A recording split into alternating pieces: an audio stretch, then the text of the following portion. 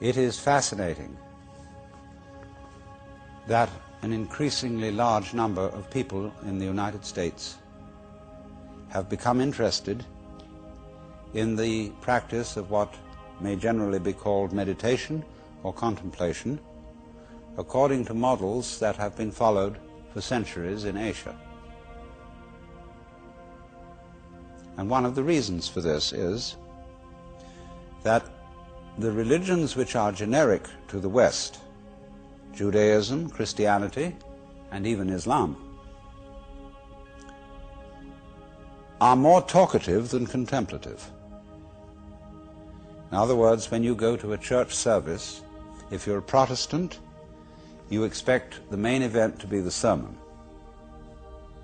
and also the minister's prayer, offered more or less spontaneously, telling God how to control the universe.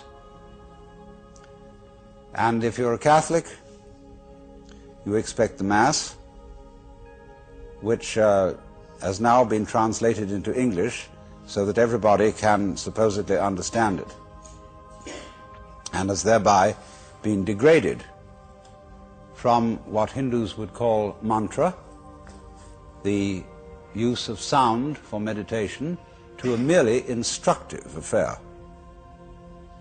We are very verbose in our religion, and because of that, it's all words, words, words. And only rarely does this help us to transform our consciousness. And this is more and more people are realizing is the important thing. Because we discover this, that our extremely powerful technologies are magnifiers or amplifiers. When we do what we will, what we think we desire with technology, we are, as it were, blowing up our image of ourselves to enormous proportions. And many of us are beginning to realize that we don't like it. We discover ourselves to be beings that are hostile to the environment and that are bent on dominating it to the point of destruction. That we don't feel at home in the universe. We feel that our skin, at the very least, is a boundary between a palpitating, sensitive consciousness that's terrified of what's outside the skin and terrified of a good deal that's inside it, like bacteria and cancer cells, weak arteries, cholesterol, what have you. So we have this strange thing that Lancelot White called the European dissociation, the feeling of oneself as a prisoner, involuntarily so, in a hostile world that does not give a damn about our egos. And therefore, when news comes from all about, whether it be from the Orient or whether it be from experiments with psychedelic drugs, when news comes that this feeling of our own existence may be a hallucination, people prick up their ears and would like to know, is there some other mode of consciousness which one can be in, which is not this alienated mode? Because we feel, I think many of us, very, very strongly, that if there is such a place, we would like to be there. That, of course, entails difficulties, which we shall go into. But this is the starting point of the fascination for yoga, for Zazen, and also for the Taoist forms of meditation, which are much less known.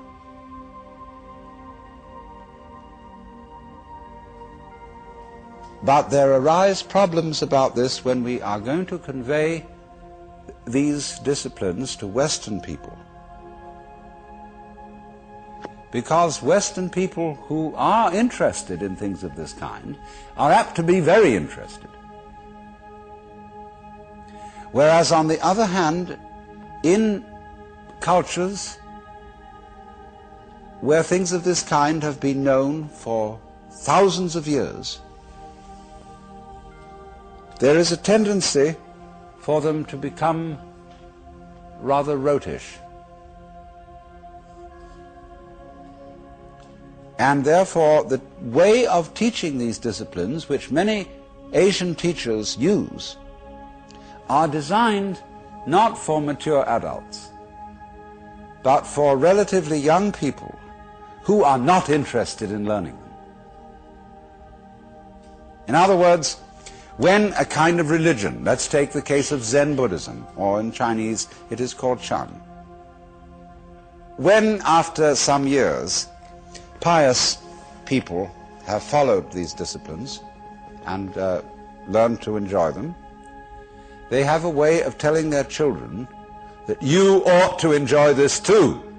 See? And we would like you to go to the monastery. And furthermore, when there's the superstitious feeling that raising a son to be a monk or a priest redounds to one's own good merit in future lives, the more sons you send into the priesthood, the better. It's the same in Catholic countries.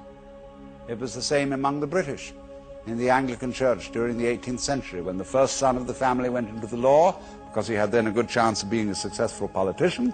The second son went into the army, and the third son went into the priesthood. And it is a matter of course.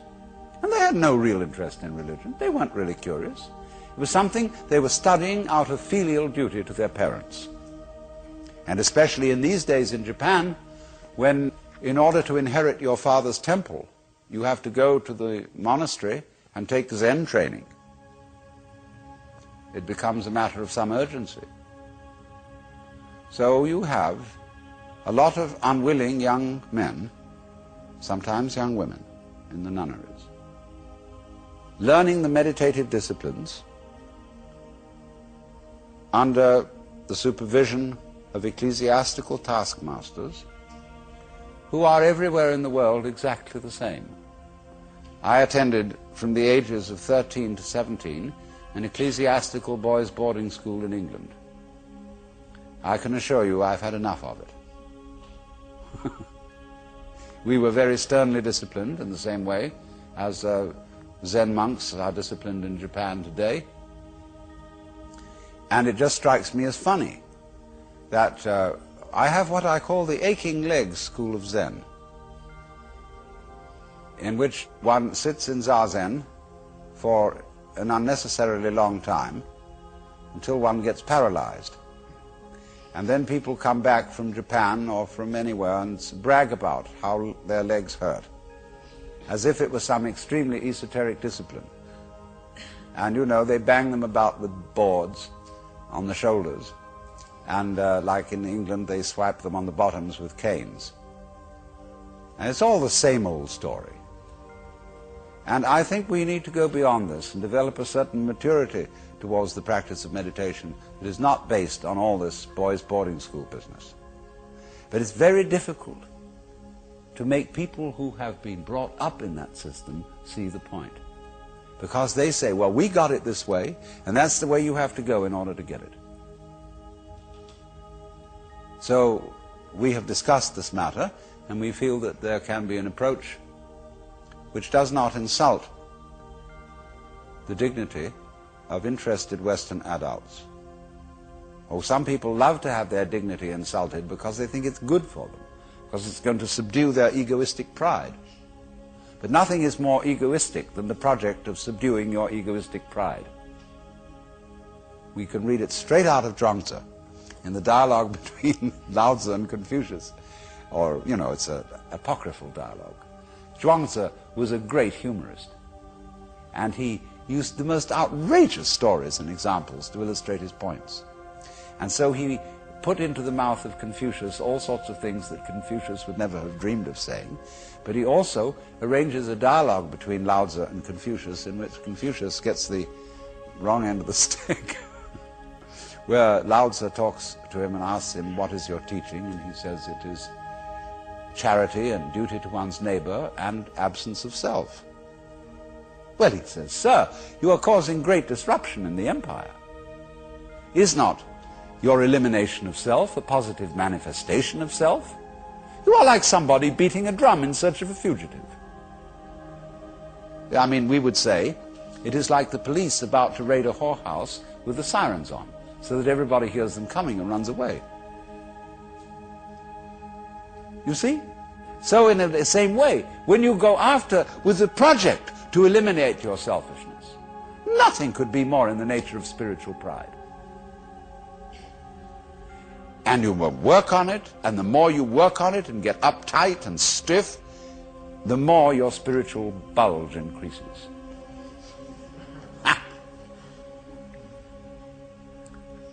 So in the Taoist doctrines, there is a principle called Wu Wei.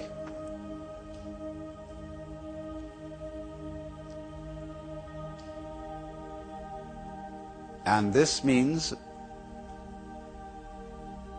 Wu means none or not, no, negation. Wei has a combination of meanings. It can mean action, making, but the best translation I have found for it is forcing. And so Wu Wei is the principle of not forcing in anything that you do.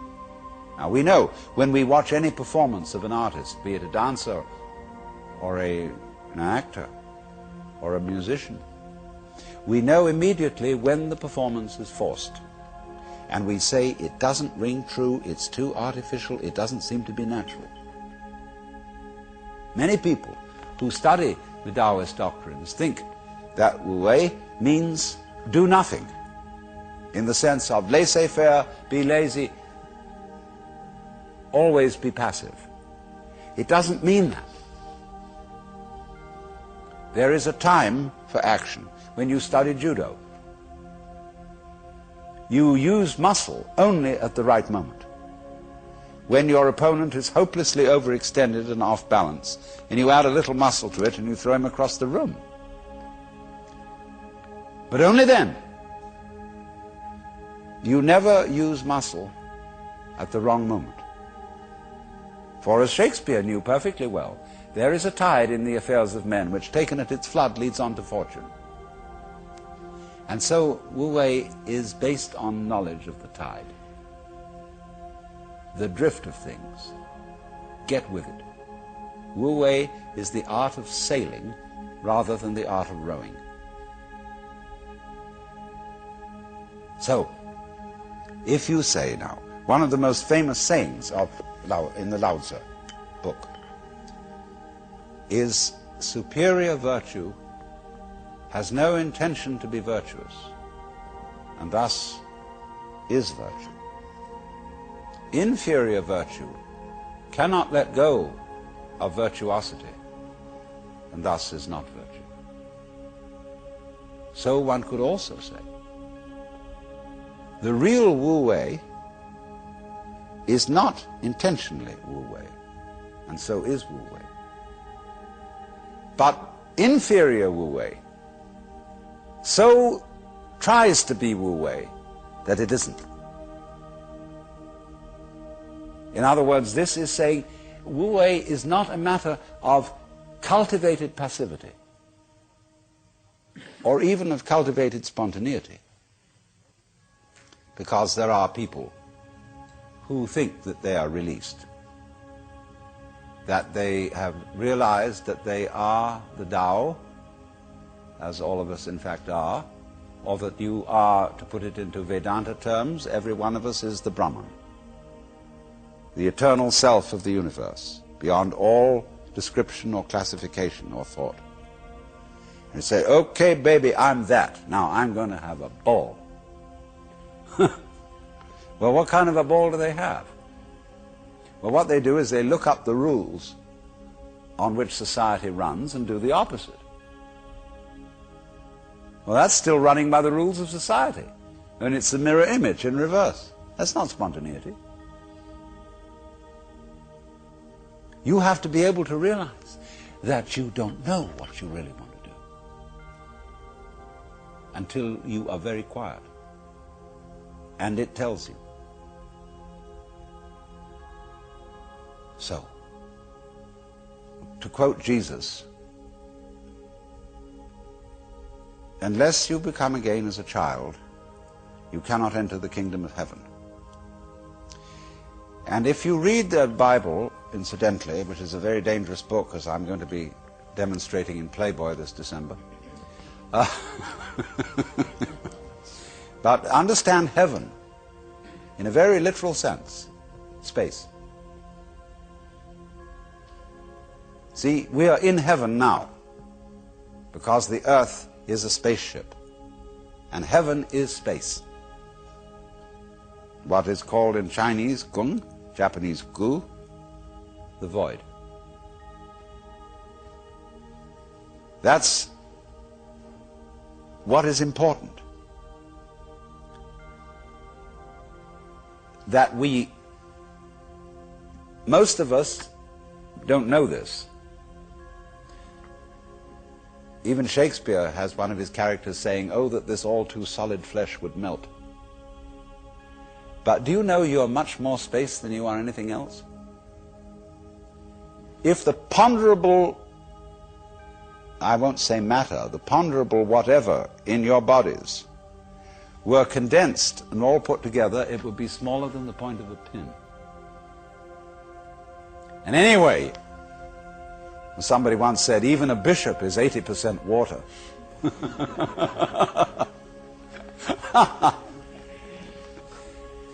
We are airy nothings. So space is somehow very, very fundamental. We'll go into this in further way. But we understand that heaven is space.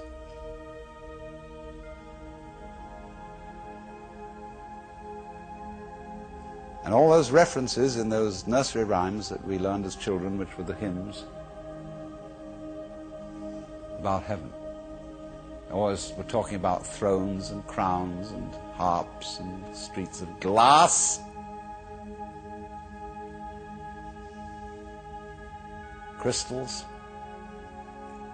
transparencies, space. It comes down to space always.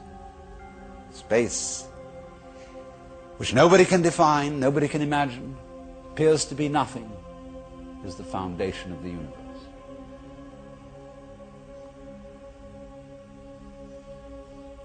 But you have to become again as a child to see that. Now you go back to your childhood. What were the fascinating things? What's out there? What's beyond the stars? How long does it go on?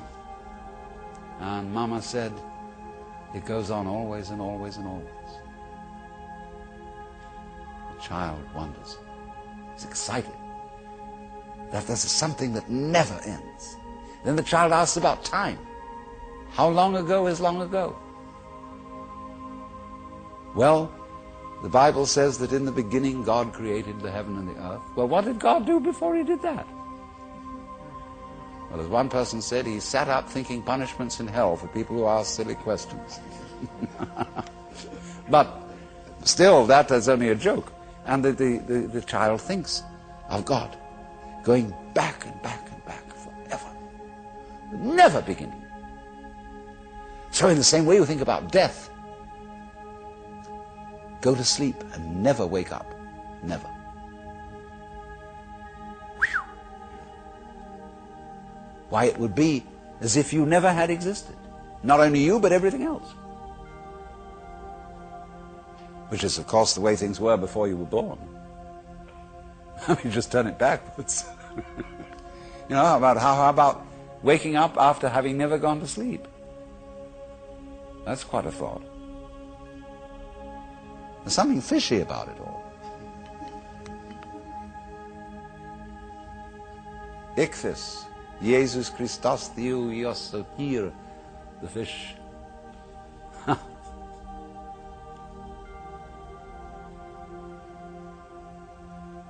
So we get a funny feeling when we think those questions really through. Very funny feeling. And children, you see, love to get into that funny feeling. Children do all kinds of weird things.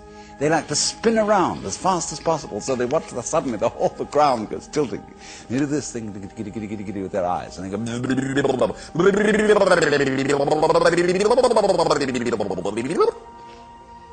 they make faces and test out their bodies in all sorts of funny ways, because they know from the beginning that the world is weird. A strange thing. Because everybody knows what it's all about, only they won't admit it. Being brought up is being taught not to admit it, but you know very well what's going on. But in order to find out once more as an adult, you have to become again as a child. So what does that involve? It means, ladies and gentlemen, would you please check your ideas and opinions at the door, first of all. All your philosophical and religious views, all your logic, because I say check it at the door advisedly, because you can pick it up again when you go out if you feel unsafe without it. I'm not trying to argue you out of your opinions and views. I'm merely suggesting that for the sake of an experiment, you temporarily suspend them. And view what is as if you didn't even know how to talk. Red is not red, blue is not blue. Hard is not hard, soft is not soft. Male is not male, female is not female. There is just this jazz.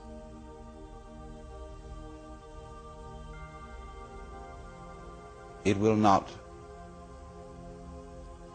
be possible to compel yourselves into this way of looking at things, because what Buddhists call habit energy is going on.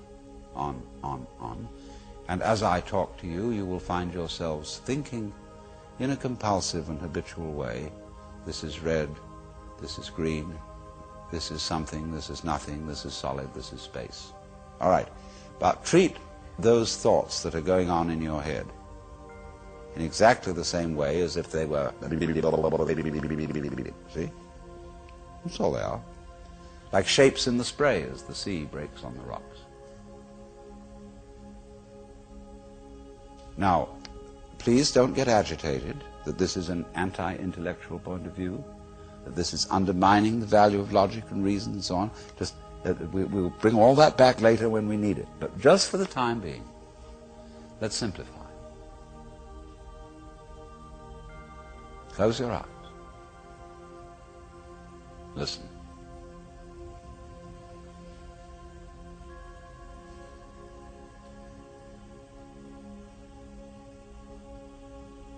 What is?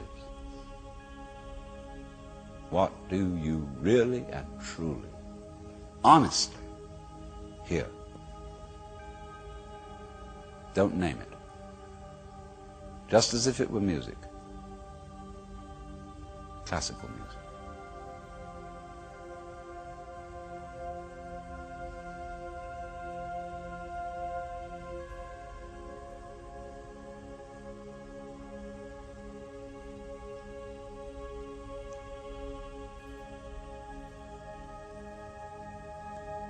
Can you hear the past? Can you hear the future?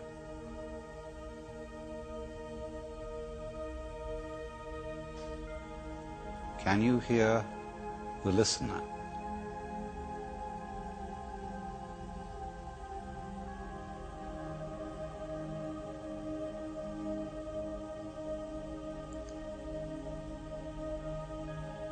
Where do the sounds come from? Ears alone, please. Look, Mama, no hands. Let them tell you the truth.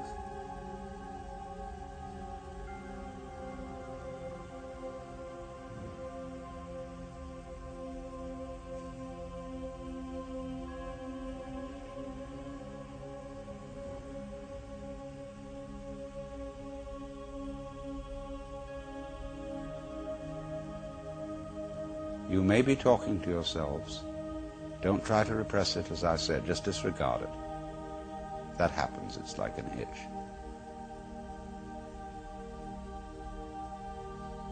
Really listen. Dig that sound.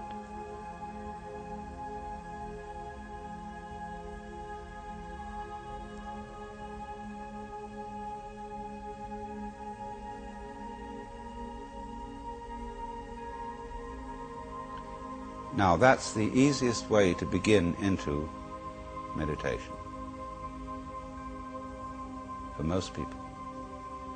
We're all different, of course, and there are different things for different people's temperaments. But I find it simplest to illustrate it by hearing without comment, so that you can get into tune with what is. You can't really get out of tune with it, but we don't know that yet. Maybe some of you do. The art of meditation is a way of getting into touch with reality. And the reason for it is that most civilized people are out of touch with reality because they confuse the world as it is with the world as they think about it, and talk about it, and describe it. For on the one hand, there is the real world, and on the other, a whole system of symbols about that world which we have in our minds. These are very, very useful symbols. All civilization depends on them. But like all good things, they have their disadvantages, and the principal disadvantage of symbols is that we confuse them with reality, just as we confuse money with actual wealth, and our names about ourselves, our ideas of ourselves, our images of ourselves with ourselves.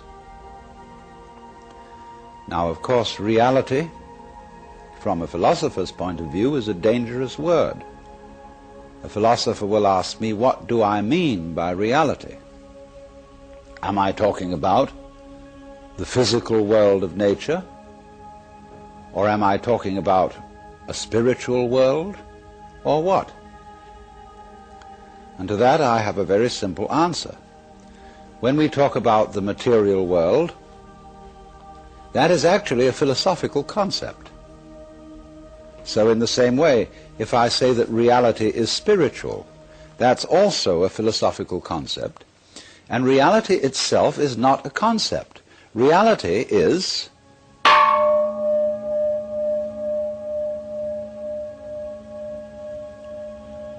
and we won't give it a name. Now it's amazing what doesn't exist in the real world. For example, in the real world, there aren't any things, nor are there any events. That doesn't mean to say that the real world is a perfectly featureless blank. It means that it is a marvelous system of wiggles in which we descry things and events in the same way as we would project images on a Rorschach blot, or pick out particular groups of stars in the sky and call them constellations, as if they were separate groups of stars. Well, they're groups of stars in the mind's eye, in our system of concepts. They are not out there as constellations already grouped in the sky. So in the same way, the difference between myself and all the rest of the universe is nothing more than an idea. It is not a real difference. And meditation is the way in which we come to feel our basic inseparability from the whole universe. And what that requires is that we shut up. That is to say, that we become interiorly silent and cease from the interminable chatter that goes on inside our skulls. Because you see, most of us think compulsively all the time. That is to say, we talk to ourselves. And I remember when I was a boy, we had a common saying, talking to yourself is the first sign of madness. Now, obviously, if I talk all the time, I don't hear what anyone else has to say. And so in exactly the same way, if I think all the time, that is to say, if I talk to myself all the time, I don't have anything to think about except thoughts. And therefore I'm living entirely in the world of symbols, and I'm never in relationship with reality. All right, now that's the first basic reason for meditation. But there is another sense, and this is going to be a little bit more difficult to understand, why we could say that meditation doesn't have a reason or doesn't have a purpose. And in this respect, it's unlike almost all other things that we do, except perhaps making music and dancing. Because when we make music, we don't do it in order to reach a certain point, such as the end of the composition. If that were the purpose of music, to get to the end of the piece, then obviously the fastest players would be the best. And so likewise, when we are dancing, we are not aiming to arrive at a particular place on the floor, as we would be if we were taking a journey.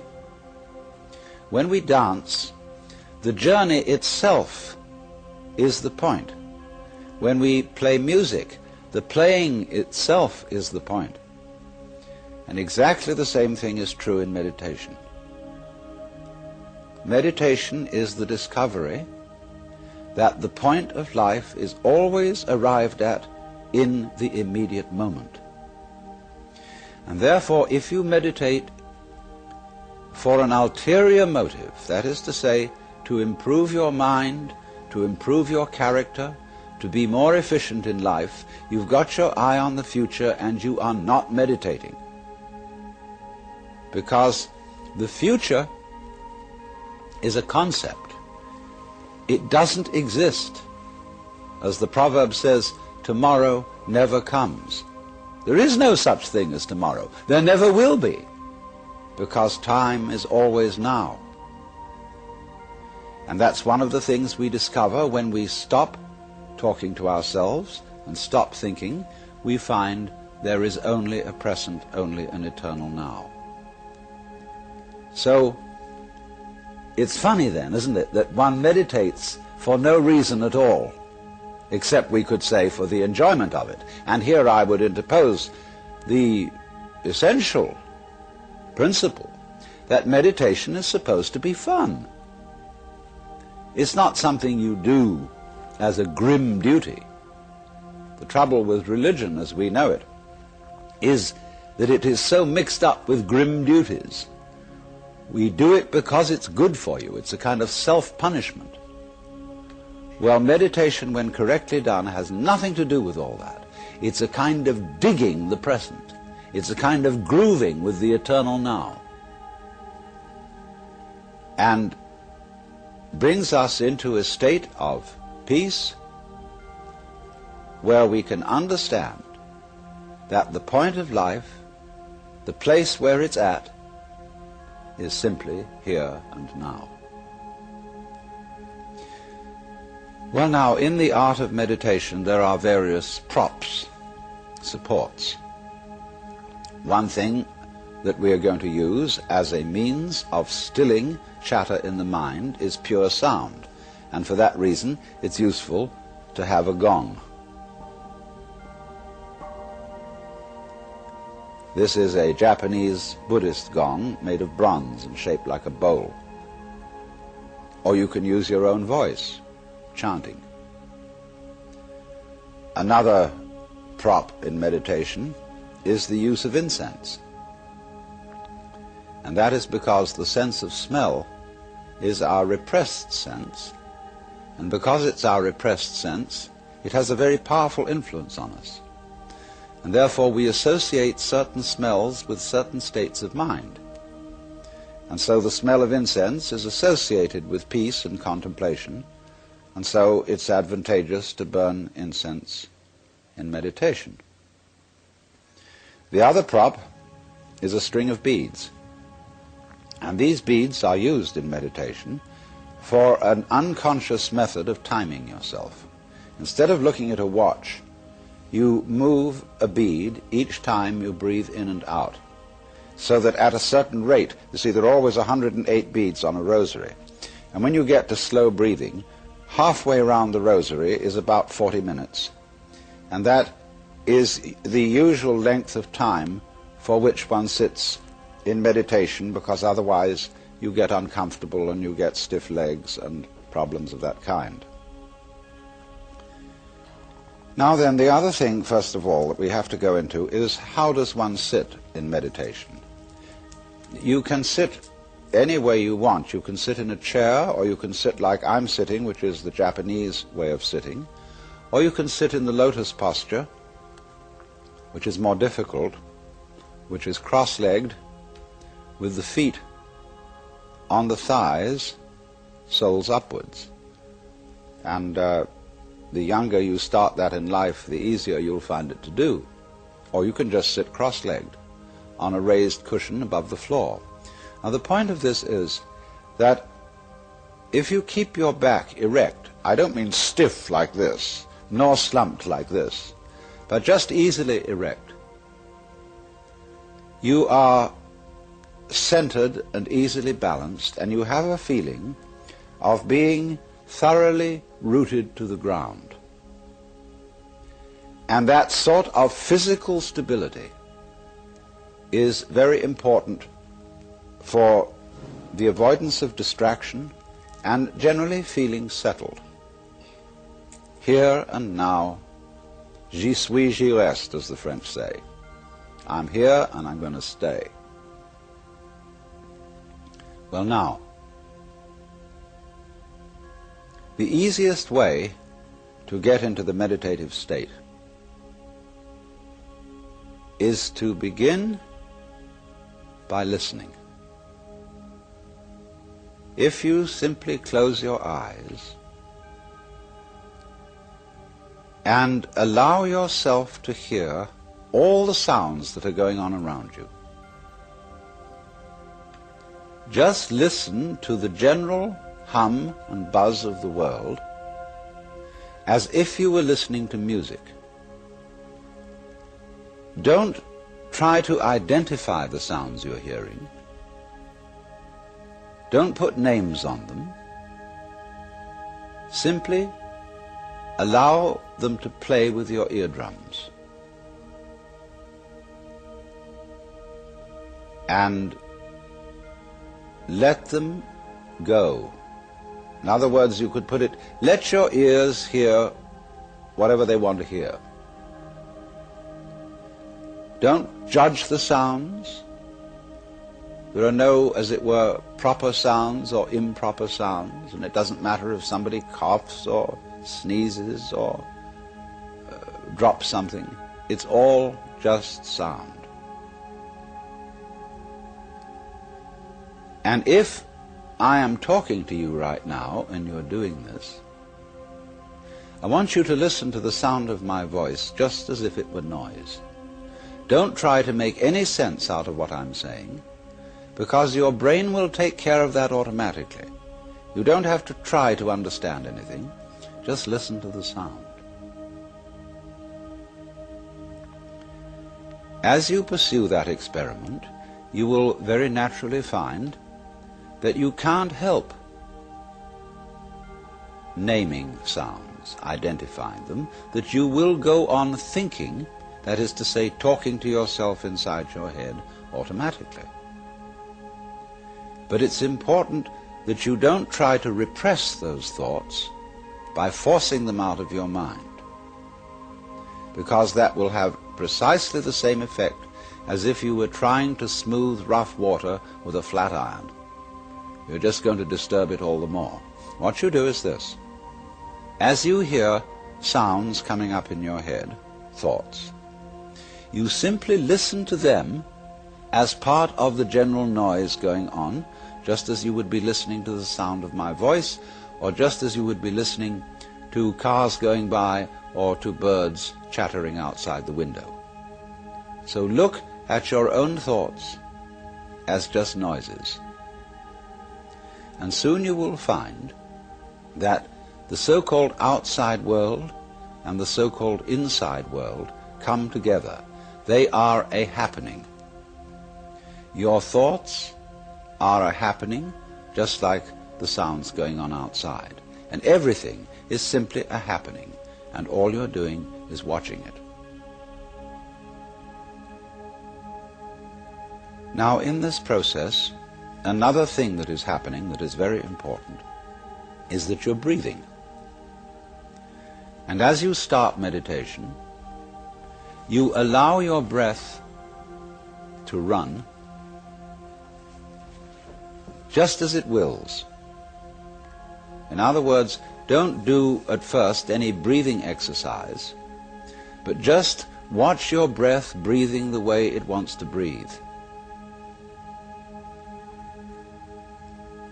And notice a curious thing about this. You say in the ordinary way, I breathe, because you feel that breathing is something that you are doing voluntarily, just in the same way as you might be walking or talking. But you will also notice that when you are not thinking about breathing, your breathing goes on just the same. So the curious thing about breath is that it can be looked at both as a voluntary and an involuntary action. You can feel on the one hand, I am doing it, and on the other hand, it is happening to me. And that is why breathing is a most important part of meditation, because it is going to show you, as you become aware of your breath, that the hard and fast division that we make between what we do on the one hand and what happens to us on the other is arbitrary. So that as you watch your breathing, you will become aware that both the voluntary and the involuntary aspects of your experience are all one happening. Now that may at first seem a little scary, because you may think, well, am I just the puppet of a happening, the mere passive witness of something that's going on completely beyond my control?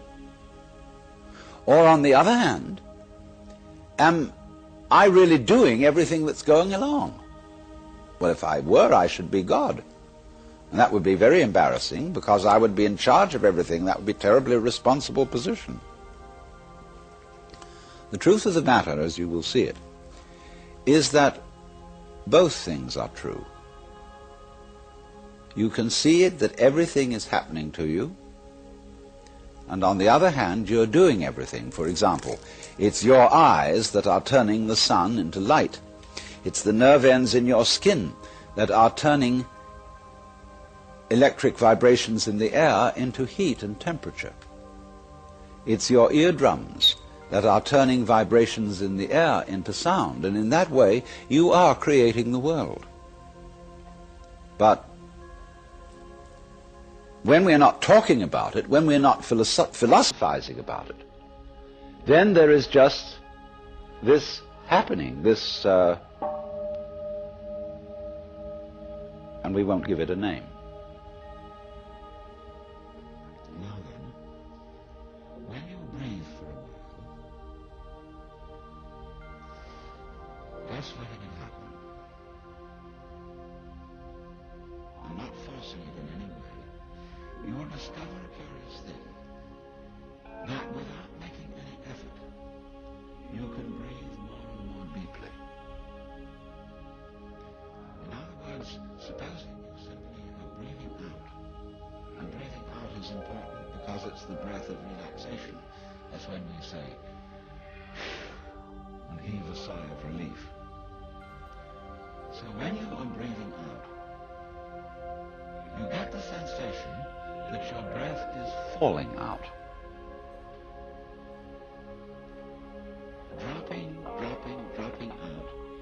same sort of feeling you have as if you were settling down into an extremely comfortable bed. And you just get as heavy as possible and let yourself go. And you let your breath go out in just that way. And when it's thoroughly comfortably out and it feels like coming back again, you don't pull it back in, you let it flow back in. Letting your lungs expand, expand, expand, until they feel very comfortably full. And you wait a moment to let it stay there, and then once again, you let it fall out. And so in this way, you will discover that your breath gets quite naturally easier and easier, and slower, and more powerful. So that with these various aids, listening to sound, listening to your interior feelings and thoughts, just as if they were something going on, not something you're doing, they're just happenings, and watching your breath as a happening that is neither voluntary nor involuntary, you are simply aware of these basic sensations, then you begin to be in the state of meditation. But don't hurry anything. Don't worry about the future. Don't worry about what progress you're making. Just be entirely content to be aware of what is. Don't be terribly selective, particular, say, I should think of this and not of that. Just watch whatever is happening. Now then, to make this somewhat easier, to have the mind free from discursive verbal thinking, sound or chanted sound is extremely useful. If you, for example, simply listen to the gong,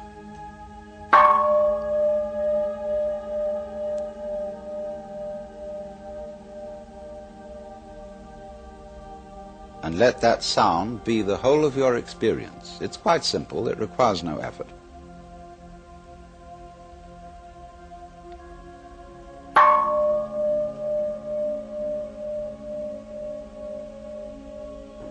And then along with that, especially if you don't have a gong, we can use what are called in the Sanskrit language mantra. Mantra are chanted sounds which are used not so much for their meaning as for the simple tone. And they go along with that easy kind of slow breath. One of the basic mantras is, of course, the sound Om.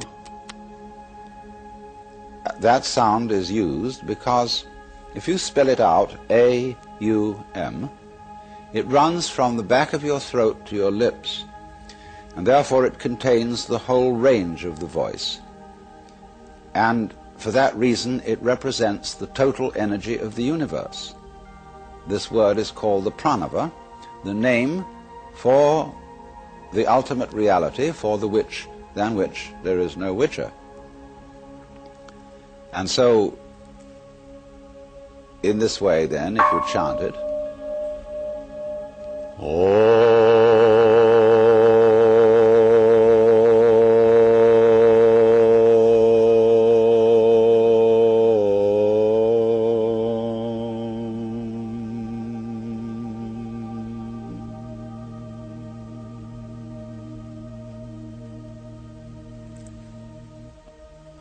and it's varied like this.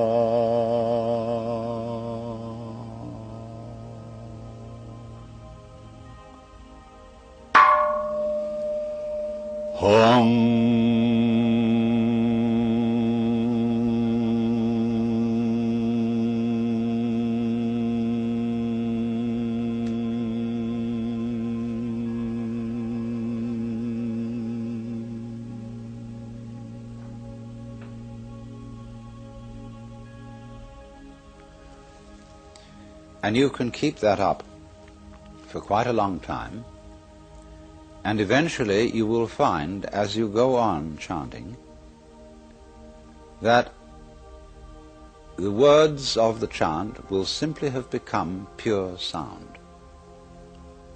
And you won't be thinking about it. You won't have any images about the sound going on in your mind. You will simply become completely absorbed in sound, and therefore you will find yourself living in an eternal now in which there is no past and there is no future and there is no thing called difference between what you are as knower and what you are as the known, between yourself and the world of nature outside you. It all becomes one doing, one happening. Now, in addition to those slow-moving chants, you may find it, according to your temperament, easier to do a fast-moving one. These have a sort of rhythm to them that is absorbing. Say a chant that many of you have heard that goes, Hare Krishna, Krishna Krishna, Hare Hare, Hare Krishna, Krishna Krishna, Hare Hare, Hare Rama, Rama Rama, Hare Hare, Hare Krishna, Krishna Krishna, Hare Hare, Hare Rama, Rama Rama, Hare Hare. And it doesn't matter what it means. Actually, Krishna and Rama are the names of Hindu divinities. But that's not the point. The point is just to get with that thing that is running. Hare Krishna, Krishna Krishna, Hare Hare, and so on. And if you're a Christian or a Jew and you feel more inclined to use a meditation word that is more congenial to you, you can use, say, Alleluia, Alleluia, Alleluia, Alleluia,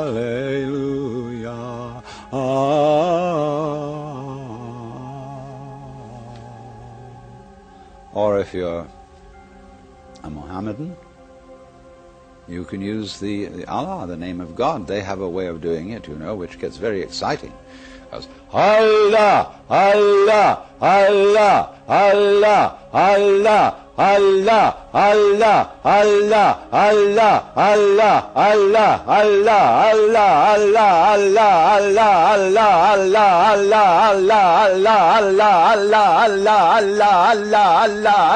Allah, and it gets faster and faster. You can keep that up for 40 minutes. And you'll be out of your mind. But you see, to go out of your mind at least once a day is tremendously important, because by going out of your mind you come to your senses. And if you stay in your mind all the time, you are over-rational. In other words, you're like a very rigid bridge, which, because it has got no give, no craziness in it, is going to be blown down in the first hurricane.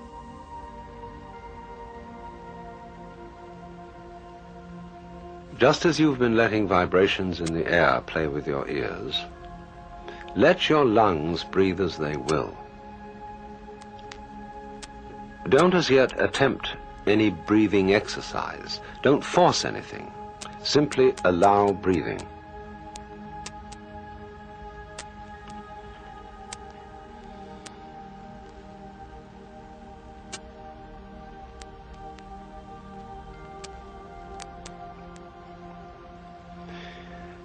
Now, is this breathing a voluntary or involuntary action? Or both? Or neither? Just feel it without taking sides, without words. And again, hear my voice as if it were wind in the trees or the sound of waves.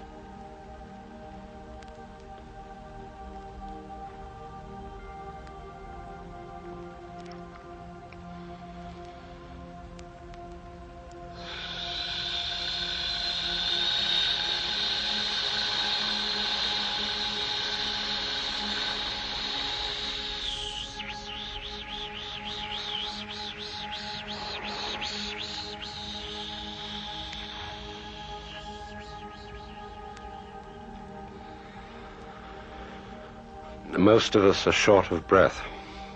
We never really empty our lungs. But to make a long, complete out-breath, you mustn't force it. Imagine there's a large ball of lead inside your neck, and allow it to fall slowly through your body to the floor, pushing and easing the breath out as it drops. Ease the breath out just as you settle and sink down comfortably into a bed. And when the ball reaches the floor, let it drop away as if to the center of the earth.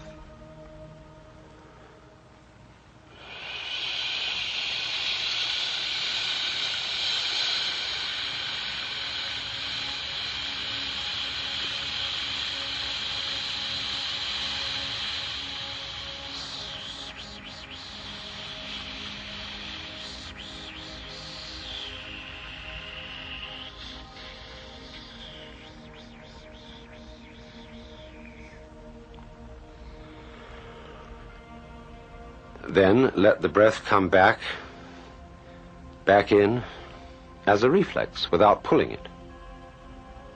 And then imagine another ball of lead in the neck. And again, let it fall out, long and easy.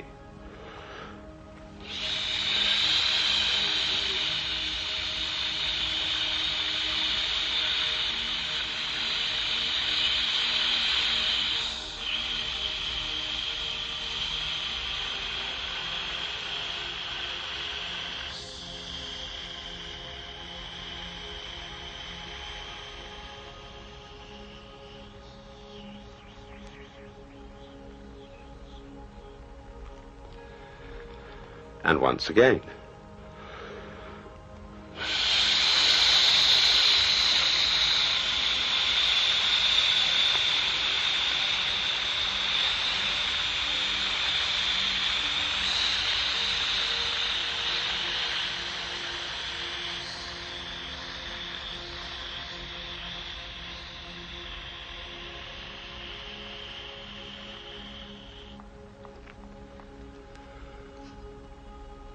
Now, do you see what's happening? You are generating a great deal of energy without trying or forcing. Two things seem to be happening at once. First, the outflow of breath is simply falling, happening all by itself. Second, it's under perfect control. So from this practice, you learn to experience, to realize that what happens to you and what you do are one and the same process. There is no real separation between one thing called you and another quite different thing called the universe.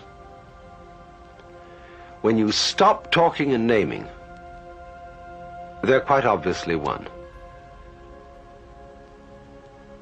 So again, let breath fall easily out.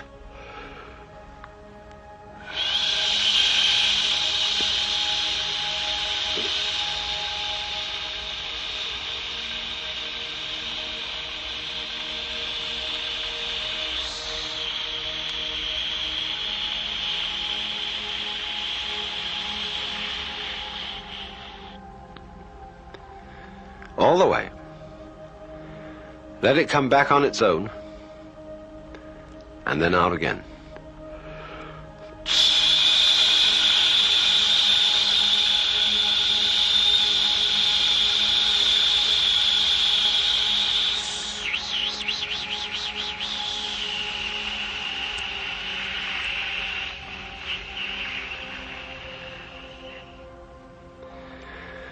And now let's put the sound ah on the next outflow.